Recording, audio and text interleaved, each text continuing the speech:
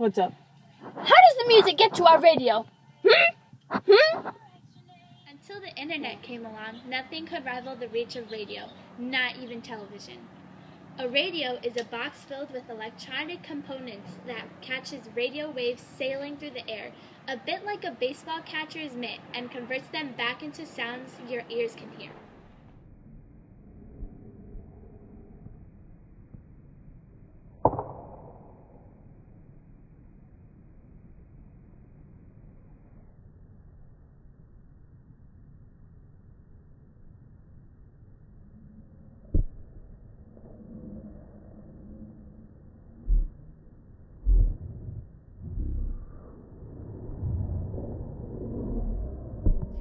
Radio has become the heart of new technologies such as wireless internet, cell phones, mobile phones, and RFID, or radio frequency identification. Okay, you might think radio is a gadget you listen to, but it also means something else. Radio means sending energy with waves. In other words, it's a method of transmitting electrical energy from one place to another without using any kind of direct wired connection. That's why it's often called wireless. The equipment that sends out a radio wave is known as a transmitter. The radio wave sent by a transmitter whizzes through the air, maybe from one side of the world to the other, and completes its journey. When it reaches the second piece of equipment, it's called the receiver. Extend the antenna on a radio receiver. It snatches some of the electromagnetic energy just passing by. Tune in the radio into a station. Oh, that's my jam. And an electric current inside the radio selects only the program you want from all those that are broadcasting. Sits on a bookshelf trying to catch waves coming into your home. Oh, wait. When your radio sits on a bookshelf trying to catch waves coming into your home, it's a bit like you standing by the beach watching the breakers rolling in. Radio waves are much faster, longer, and more frequent than ocean waves, however.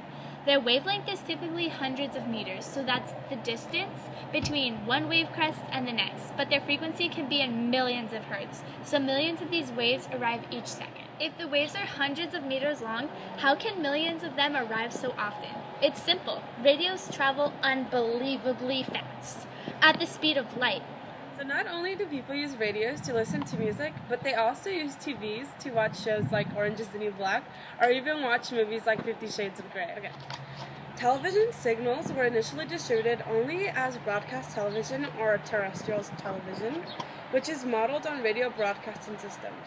So terrestrial television uses high-powered radio frequency transmitters to broadcast the television signal to individual television receivers.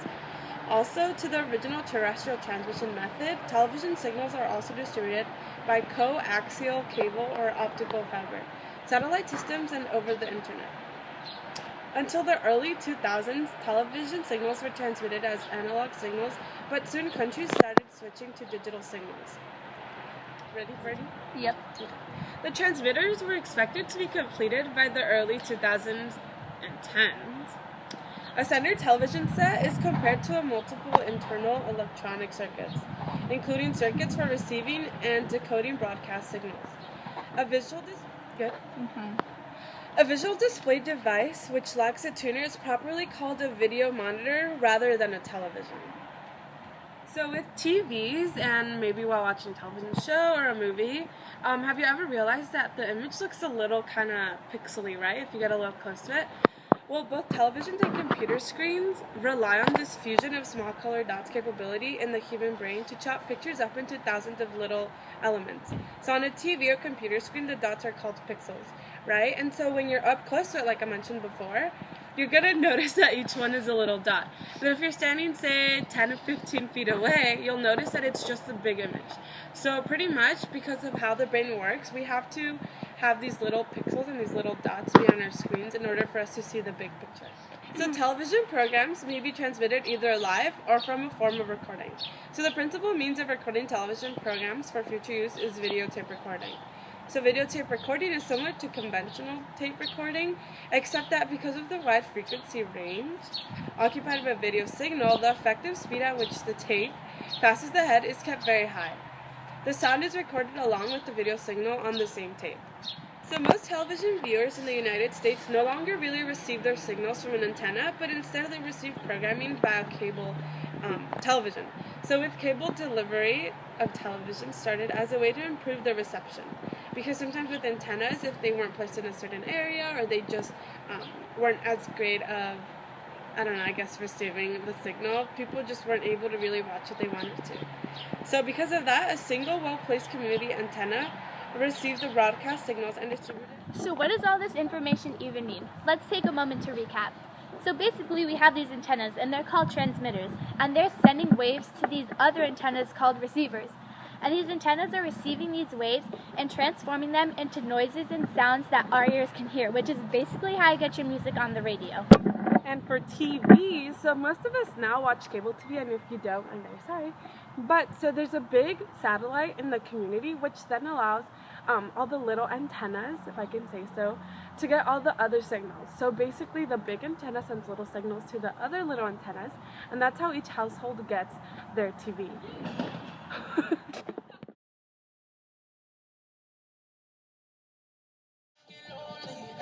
You might want to look at the road, Cal. Are we going?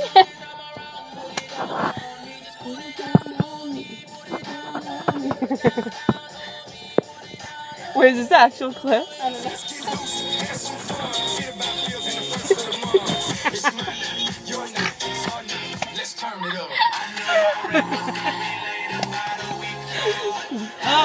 It's still recording!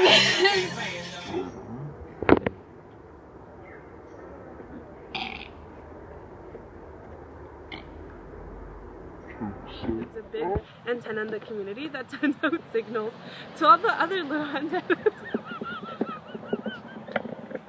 So the transmission was expected to be completed